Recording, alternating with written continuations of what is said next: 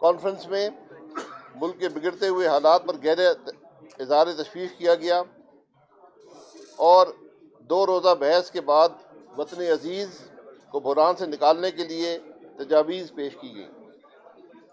ایک نقطے پر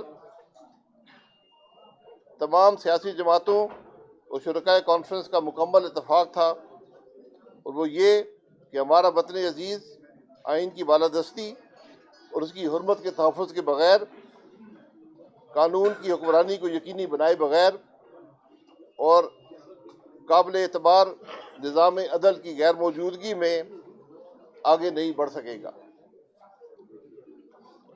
کانفرنس کی بحث میں شریک سیاسی جماعتوں کا مندرجہ ذیل نکات اور مطالبات پر مکمل اتفاق ہے۔ نمبر 1 کہ ملک کے مسائل کا حل صرف اور صرف آئین کی بالادستی اور قانون کی حکمرانی میں ہے۔ نمبر 2 کہ 8 فروری 2024 کے دھاندلی شدہ انتخابات کے نتائج ملک کی موجودہ سیاسی، معاشی اور سماجی بحران کا ذمہ دار ہے۔ نمبر 3 کہ موجودہ پارلیمنٹ کے وجود کی کوئی اخلاقی، سیاسی اور قانونی حیثیت نہیں ہے۔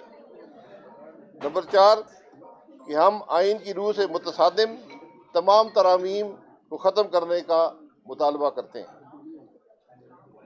نمبر 5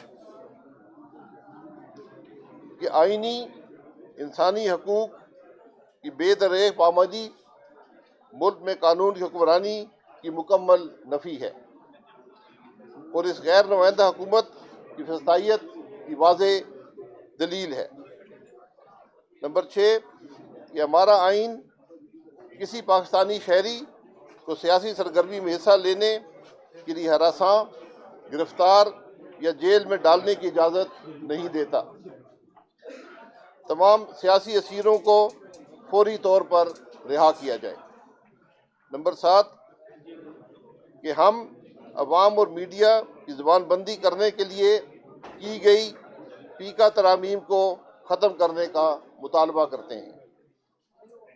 نمبر 8 کہ بلوچستان، خیبر پختونخوا، پنجاب اور سندھ میں لوگوں کی شکایات اور شکووں، خاص طور پر پانی کے مسائل کی تقسیم 1991 کے واٹر ایکارڈ کے مطابق، ان معاملات پر فوری توجہ کی ضرورت ہے اور ان کو حل کیے بغیر ملک میں امن و امان کی روز بروز بگڑتی ہوئی صورتحال کو سنبھالا نہیں دیا جا سکتا۔